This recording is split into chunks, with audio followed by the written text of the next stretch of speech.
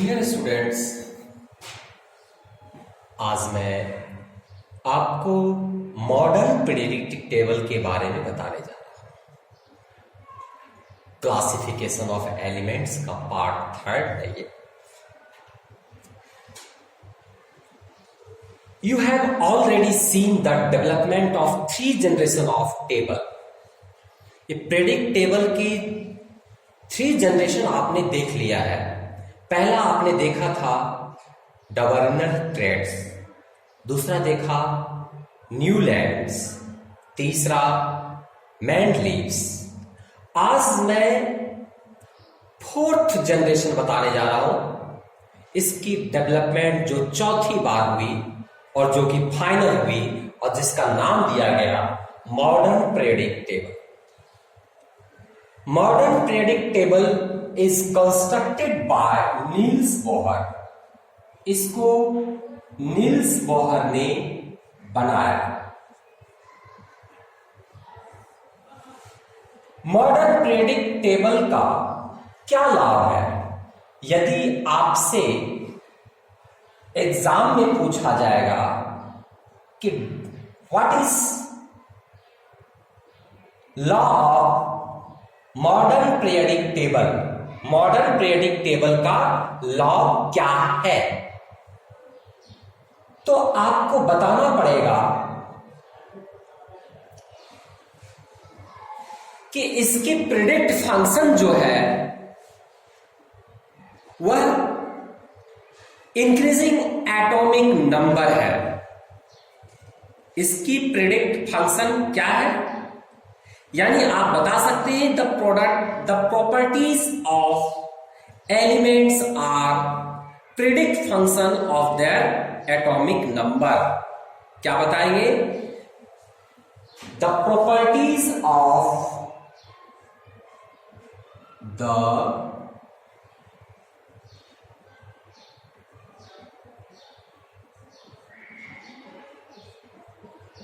properties of the elements are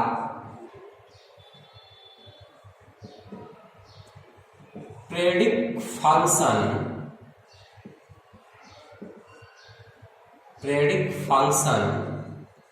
of their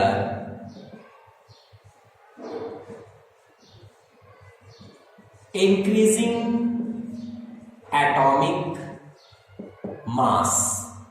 आपने देखा इससे पहले जो 3 जनरेशन देखा पीरियोडिक टेबल का, एटॉमिक मास नहीं, एटॉमिक नंबर।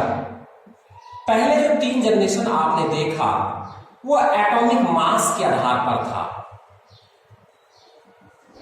जबकि ये आपका एटॉमिक नंबर के आधार पर है।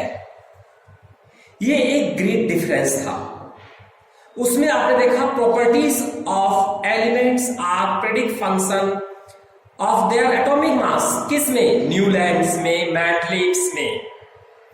पर मॉडर्न पीरियोडिक लॉ क्या है? The properties of elements are predict function of their atomic number.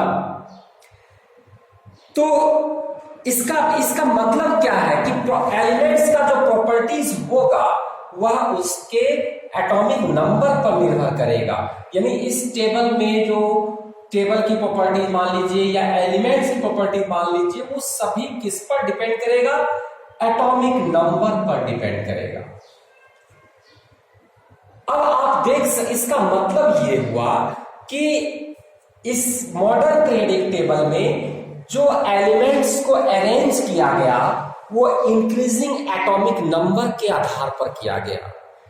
जैसे देखिए हाइड्रोजन को ऐसे ऊपर रखा गया, अलग रखा गया, मैं बाद में डिस्कस करूंगा, पर देखिए पहले से हाइड्रोजन हो गया, helium, lithium, beryllium, boron, carbon, nitrogen, ये 6 है तो 7 है।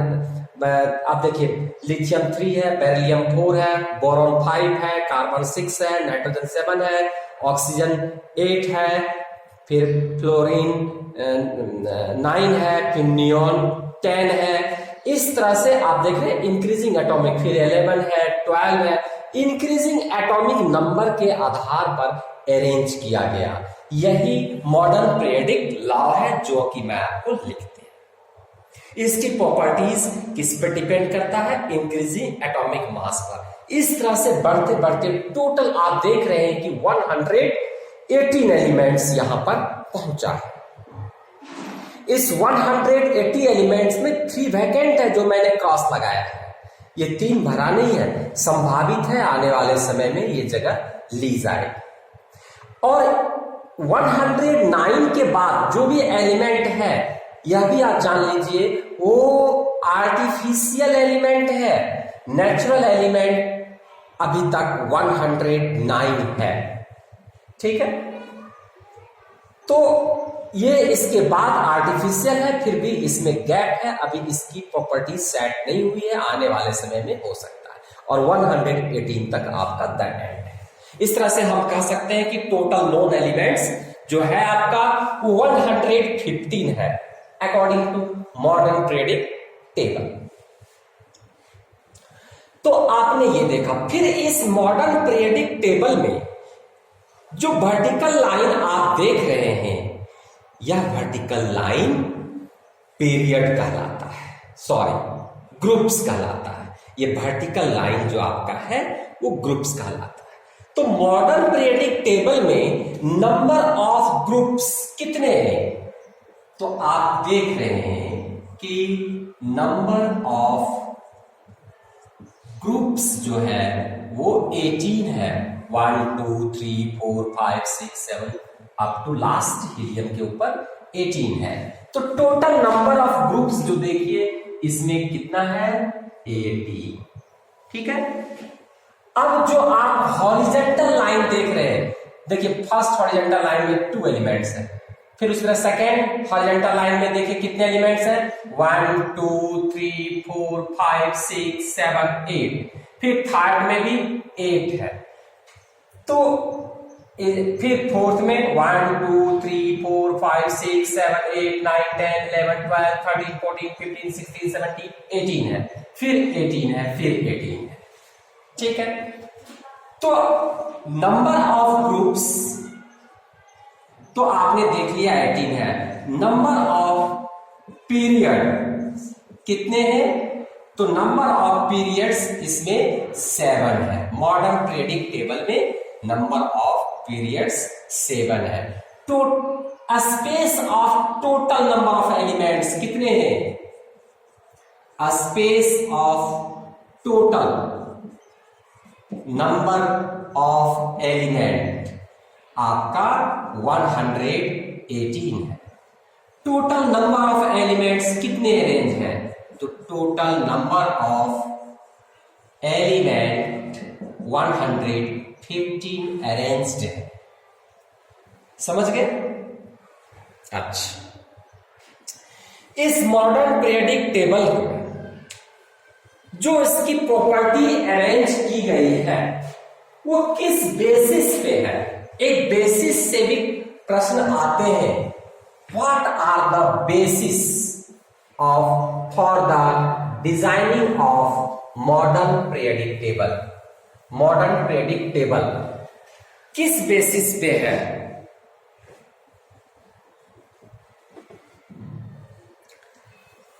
तो इसका जो बेसिस है वो है इलेक्ट्रॉनिक कॉन्फ़िगरेशन। ठीक है, यानी इसमें जो वर्गीकृत किया गया है, the present basis for the classification of element is their electronic configuration. क्या है? Present basis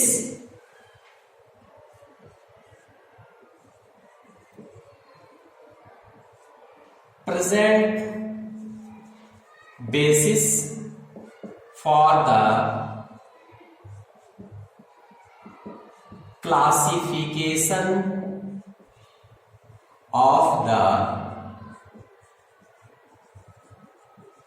element. Present basis of the classification of the element are electronic configuration. Electronic configuration of the element. तो इसका जैसे question आता है what are the basis of classification of the elements, जैसे question है मान लिया जाए what are the basis of classification of the element. Element की क्लासिफिकेशन यानी इसको अरेंज करने का क्या आधार है। बेसिस मीन्स आधार, किस आधार पर किया गया है क्लासिफिकेशन। तो इसका जो कॉन्फ़िगरेशन किया गया किस आधार पर किया गया ये आपको बता दें। तो इसका कॉन्फ़िगरेशन किया गया इलेक्ट्रॉनिक कॉन्फ़िगरेशन के आधार पर। किस आधार पर क्लासिफिकेशन किया गया, वर्गीकृत किया गया एलिमेंट को, तो आप बताएंगे इलेक्ट्रॉनिक कॉन्फ़िगरेशन के आधार पर किया गया। अब इलेक्ट्रॉनिक कॉन्फ़िगरेशन क्या है वो देखिए। सपोज मैं सोडियम ले लेता हूं, सोडियम का एटॉमिक नंबर है 11। अब इसका इलेक्ट्रॉनिक कॉन्फ़िगरेशन होगा 281। अब देखिए कैसे डिसाइड होता है। यह 1 है तो इसका वैलेंस इलेक्ट्रॉन क्या है, जो आउटर मोस्ट ऑर्बिट में KLM, ये ऑर्बिट का नाम है KLM। तो आउटर मोस्ट ऑर्बिट में नंबर ऑफ इलेक्ट्रॉन कितना है पहले ये देखिए। तो नंबर ऑफ इलेक्ट्रॉन या इसको बोलिए वैलेंस इलेक्ट्रॉन, जो आउटर मोस्ट जितने number of atom outer most orbit में होते हैं उसको बोलते हैं वैलेंस इलेक्ट्रॉन। तो वैलेंस इलेक्ट्रॉन की संख्या कितनी है, तो वैलेंस इलेक्ट्रॉन यानी नंबर ऑफ वैलेंस इलेक्ट्रॉन कितनी है 1। तो जो उसकी वैलेंस इलेक्ट्रॉन होगा वही होगा नंबर ऑफ ग्रुप्स, वही होगा आपका नंबर ऑफ ग्रुप्स। इसका मतलब ये हुआ कि यदि इसकी वैलेंस इलेक्ट्रॉन 1 है तो इसका मतलब सोडियम फर्स्ट ग्रुप में आएगा, यानी वैलेंस इलेक्ट्रॉन डिसाइड करेगा नंबर ऑफ ग्रुप्स। अब देखिए सोडियम फर्स्ट में है या नहीं, तो क्यों है फर्स्ट में, क्योंकि वैलेंस इलेक्ट्रॉन इसकी 1 है। तो ये वैलेंस इलेक्ट्रॉन किससे निकला, इलेक्ट्रॉनिक कॉन्फ़िगरेशन से। इसका मतलब ये हुआ कि यह जो पीरियोडिक टेबल अरेंज किया गया है on the basis of electronic configuration. और आप देखिए पीरियड भी इसी पे डिसाइडेड है। इसमें देखिए नंबर ऑफ सेल क्या है, नंबर ऑफ शेल, तो first second third, number of shell 3 है। तो ये थर्ड पीरियड में होगा। इसका मतलब हुआ कि ये पीरियड थर्ड पीरियड में आ जाएगा ये। तो नंबर ऑफ सेल डिसाइड कर दिया पीरियड, और number of valence electron decide कर दिया ग्रुप्स। यानी इलेक्ट्रॉनिक कॉन्फ़िगरेशन ही डिसाइड कर रहा है कि विच elements will exist in which period. अब हमें कोई बता देता है कि मैग्नीशियम है, मैग्नीशियम का पीरियड क्या होगा और ग्रुप्स क्या होगा, और यदि मैग्नीशियम का हमें एटॉमिक नंबर पता है तो हम बता सकते हैं कि इसका पीरियड्स क्या होगा और ग्रुप्स क्या होगा। फॉर एग्जाम्पल हम मैग्नीशियम ले लेते हैं, तो मैग्नीशियम का एटॉमिक नंबर हमें पता है 12, इसका हम जस्ट इलेक्ट्रॉनिक कॉन्फ़िगरेशन निकाल लेंगे 282। तो नंबर ऑफ सेल इसका क्या हो गया, तो नंबर ऑफ शेल हो गया इसका 3, KLM, तो 3 सेल हो गए, ठीक है। नंबर ऑफ वैलेंस इलेक्ट्रॉन क्या है, तो नंबर ऑफ वैलेंस इलेक्ट्रॉन इसके हैं 2। तो इसका मतलब है कि इसकी ग्रुप्स तो होगी 2 ग्रुप्स इक्वल टू 2 होगी और इसकी पीरियड्स इक्वल टू 3 होगी। अब देख लीजिए कि सेकेंड ग्रुप में मैग्नीशियम है या नहीं है और थर्ड पीरियड में है या नहीं है। तो इसीलिए कहा गया कि व्हाट, यदि पूछा जाता है what are the basis of classification of element, elements की क्लासिफिकेशन का क्या आधार है, तो उसका आधार है electronic configuration of the element. Electronic configuration आपको आता है निकालने, इसलिए आप बता सकते हैं। ठीक है, चलिए इससे भी कुछ और अलग हम जानने का प्रयास करते हैं मॉडर्न पीरियोडिक टेबल। अब यहां पर आप देख रहे हैं कि हाइड्रोजन को ना तो इसके अंदर अटैच कर दिया और इसके ऊपर से छोड़ा भी नहीं गया। तो इसमें दो प्रश्न उठते हैं कि why hydrogen is kept in first group. Second question उठता है कि why hydrogen is not joint in first group. आपने देखा गैप छोड़ दिया गया, ज्वाइंट नहीं है। तो दो प्रश्न है इंपॉर्टेंट इसके। सॉरी, यहां हीलियम अटैच्ड है, मैं डायग्राम में इसको थोड़ा दिखाया नहीं हूं, ये इसमें अटैच्ड है। Hydrogen is only kept above the first group. तो अब हम इस हाइड्रोजन की रहस्य के बारे में समझेंगे कि हाइड्रोजन का क्या ऐसा रहस्य है, या क्यों नहीं पूरी फर्स्ट ग्रुप में रखा गया और ना ही उसको पूरी छोड़ा गया। तो अब देखिए मैं आपका इसका आंसर देता हूं अलग अलग क्वेश्चन करके। Why hydrogen is kept in first group, पहले ये देखिए।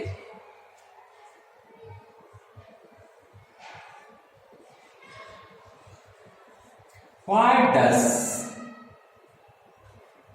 why is hydrogen is kept in first group? First group में क्यों रखा गया? तो देखिए जितने भी अल्केलाइन अर्थ मेटल है ये सब अल्केलाइन मेटल है। तो अल्केलाइन मेटल का इलेक्ट्रॉनिक कॉन्फ़िगरेशन आप देखिए, लिथियम का यदि आप निकालते हैं तो आता है 2-1। आप सोडियम का निकालते हैं तो इसका इलेक्ट्रॉनिक कॉन्फ़िगरेशन आता है 2-8-1। इसके भी आउटरमोस्ट में 1 इलेक्ट्रॉन है, इसके भी आउटरमोस्ट में 1 इलेक्ट्रॉन। हाइड्रोजन का यदि आप निकालते हैं तो 1, यानी सभी के बैलेंस इलेक्ट्रॉन 1 है। इसका मतलब क्या हुआ? इलेक्ट्रॉनिक कॉन्फ़िगरेशन सिमिलर है। तो यहां आप आंसर में दे सकते हैं कि electronic configuration of hydrogen is similar to the electronic configuration of other element of group first. ठीक, so it is kept in first group। समझ गए? अब ये है कि why hydrogen is not joined in first group। Second question, why is hydrogen is not joined in first group? इसको first group में joint क्यों नहीं किया गया? तो इसका रीजन है answer, the properties of hydrogen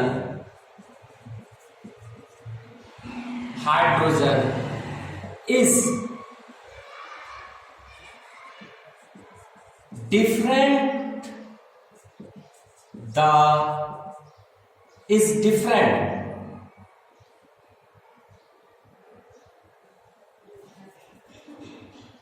the properties of hydrogen is different from the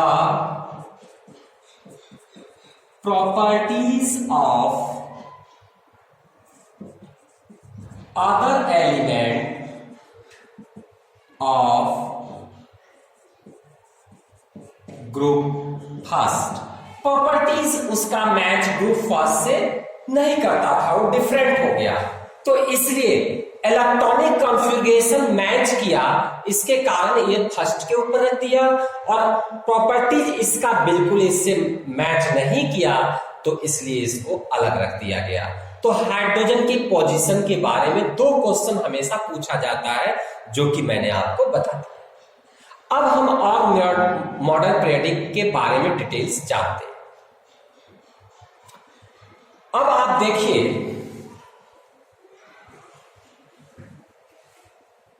कि किसका क्या बैलेंस इलेक्ट्रॉन रहेगा कि हम ग्रुप डिसाइड कर सकते हैं। थोड़ा सा और डिटेल हम बताते हैं आपको। सपोज यदि आपका बैलेंस इलेक्ट्रॉन आ गया है, जैसे आप मान लिया जाए कार्बन ले लीजिए, कार्बन का एटॉमिक नंबर क्या होता है? 6 होता है, तो इसका 2 4 आ जाएगा, तो इसका 4 आ जाएगा। तो इसका कहने का मतलब ये है कि क्या यह 4th ग्रुप्स का होगा, जो ये 4th ग्रुप्स है? तो नो, यह जो एक कंप्लीट मेटल, जो कंप्लीट एलिमेंट्स है, जिसका कि इलेक्ट्रॉनिक कॉन्फ़िगरेशन बीच में खाली नहीं है, उसके लिए ये लॉ लागू है। जो खाली है उसके लिए ये है, इसको ट्रांजिशन एलिमेंट कहते हैं। इसके बारे में डिटेल्स हम हायर क्लास में पढ़ेंगे। आपको मैं इतना बस बता रहा हूं कि यदि आपका इलेक्ट्रॉनिक कॉन्फ़िगरेशन 4 आया, तो इसका ग्रुप्स नंबर जो होगा GROUPS, ग्रुप जो होगा वो 14 होगा। ठीक है, जैसे आपका बेरिलियम है, तो बेरिलियम का होता है 4, तो 2 2, तो इसका ग्रुप 2 होगा। अब यदि आप लेते हैं बोरॉन, बोरॉन का 5 होता है, तो इसका इलेक्ट्रॉनिक कॉन्फ़िगरेशन आपका है 2 और 3, तो इसका जो 3 है, तो इसका ग्रुप आपका 13 होगा। यानी 2 से एबव यदि है तो 13 14 यानी यहां आ जाएगा, और इस तरह के ग्रुप्स होंगे। एक चीज मुझे ये बताना था, ठीक है। इस तरह से आप बहुत बढ़िया से कौन सा एलिमेंट का क्या पोजीशन होगा, you can explain by knowing their electronic configuration, and you can find the electronic configuration if you know their atomic number, no doubt। अब आप देखिए, एक चीज आपको मैं और बता देता हूं, हायर क्लास में इसको पूरे पीरियडिक टेबल को SPDF फॉर्म में बांटा गया है। ये S ब्लॉक एलिमेंट बोलता है, ये D block element P block element बोलता है, ये D ब्लॉक एलिमेंट बोलता है, और ये F ब्लॉक एलिमेंट बोलता है।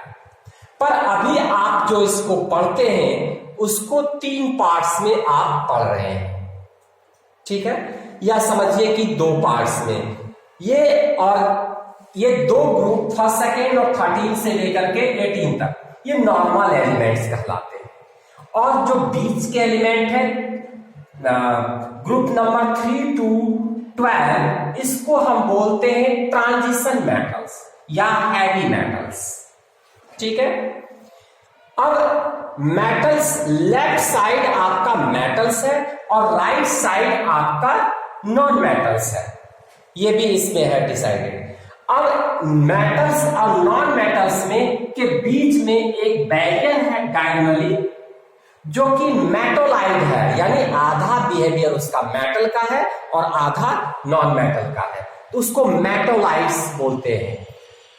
तो मेटोलाइट्स आपका मैं राउंडिंग कर दिया हूं, इस मेटोलाइट्स के लेफ्ट साइड सारे मेटल है और इस मेटोलाइट्स के सारे राइट साइड नॉन मेटल्स है। तो ये देखिए आपका पहले डायगोनली जाता है बोरॉन सिल्क, फिर उसके बाद 2 जाने के बाद एक नीचे डाउन होता है, फिर राइट, फिर 1 डाउन 1 राइट, 1 डाउन और 1 राइट है।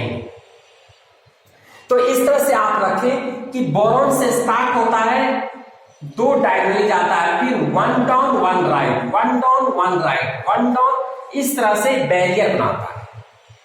और इस बैरियर, ये जो बैरियर है ये मेटोलाइट का है, और इसके लेफ्ट साइड आपके मेटल्स हैं सारे, और इसके राइट साइड वो नॉन मेटल्स है।